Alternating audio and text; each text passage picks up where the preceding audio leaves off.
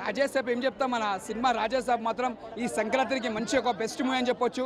Raja Saab cinema ఇది ఒక మంచి ఎంటర్టైన్మెంట్ సినిమా, ఒక కామెడీ సినిమా, ఒక మంచి సినిమా. అంటే మనకు ఒక ఫ్యామిలీకి దగ్గరయ్యే సినిమా అనమాట. ఒక హర్రర్ మూవీ ఎలా చూపించాలో అలా చూపించింది మారుతి గారు.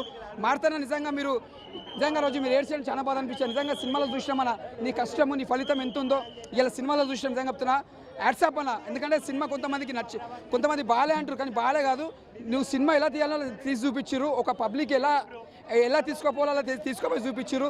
కానీ చాలా బాగుంది సినిమా. ఒక కామెడీ కానీ ఒక హర్రర్ కానీ అంటే ప్రతి సీన్ మనం ఎంజాయ్ చేస్తాం, ఎక్కడ కూడా బోరింగ్ లేదు.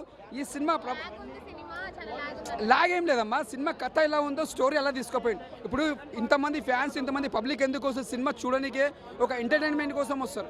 అంటే ప్రతి సినిమాలో ఒక లాగుండే. ఇప్పుడు ఒక బాహుబలి తీసుకొని, ఒక ఈశ్వర్ తీసుకొని, ఒక రాఘవేంద్ర తీసుకొని, ప్రతి ఒక్క సినిమా స్టోరీ ఒక డిఫరెంట్ ఉంటుంది. ఈ రాజాసాబ్ స్టోరీ కూడా ఒక డిఫరెంట్ యాంగిల్లో ఉంటుంది. మనం యాంగిల్ని చూసుకోవాలి. మనం పాత యాంగిల్ చూసుకుంటే సినిమా ఏదో అర్థం కాదు.